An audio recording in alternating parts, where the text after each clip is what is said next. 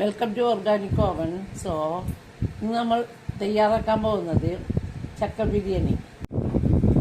ഉണ്ടാക്കാനായി beef നന്നായി കഴുകി വൃത്തിയാക്കി വെച്ചതിലേക്ക് ഇഞ്ചി ചതക്കിയത്, വെളുത്തുള്ളി ചതക്കിയത്, പച്ചമുളക് ചതക്കിയത്, മുളക് പൊടി, മഞ്ഞൾപ്പൊടി,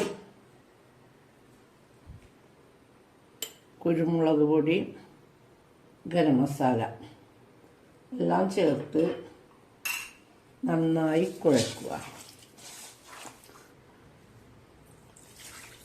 ഇതിലേക്ക് ഒരു ഗ്ലാസ് വെള്ളം ഒഴിച്ച് കുക്കറിൽ വെച്ച് വേവിച്ചെടുക്കണം. ഒരു 5 വിസിലെടുത്ത് വന്നാൽ മതി. ഉപ്പും വേപ്പിലയും ഇട്ട്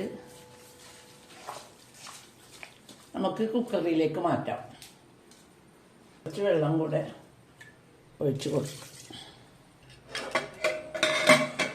ഈ മസാല ഉണ്ടാക്കാൻ പോവാണ്. അതിലേക്കുള്ള എണ്ണ ഒഴിക്കുക. എണ്ണ ചൂടായാൽ ചുവന്നുള്ളി ഇടുക. ചെറിയ ഉള്ളി മൂത്ത് വരുമ്പോൾ സബോള ഇടണം. സബോള നന്നായി വഴന്നു വന്നിട്ടുണ്ട്. ഇനി അതിലേക്ക് നമുക്ക് 3 ടീസ്പൂൺ മല്ലിപ്പൊടി, 2 ടീസ്പൂൺ മുളക് പൊടി, 1 ടീസ്പൂൺ മഞ്ഞൾപ്പൊടി, വെളുത്തുള്ളി ചതച്ചത്. മസാല നന്നായി മൂത്ത് വന്നാൽ 1 ടീസ്പൂൺ കുരുമുളക് പൊടി, ഗരം മസാല നന്നായി വഴറ്റിയതിന് ശേഷം ബീഫ് അതിൽ ഒഴിച്ച് കൊടുക്കും.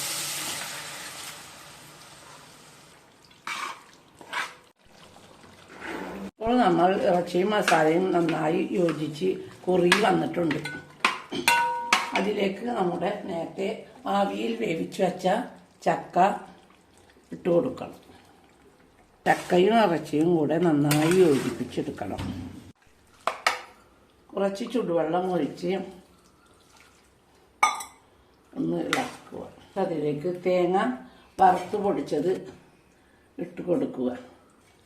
വേപ്പില നന്നായി ഇളക്കി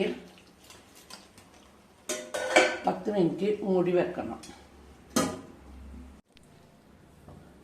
അപ്പോൾ നമ്മുടെ രുചികരമായ ചക്ക ബിരിയാണി റെഡി.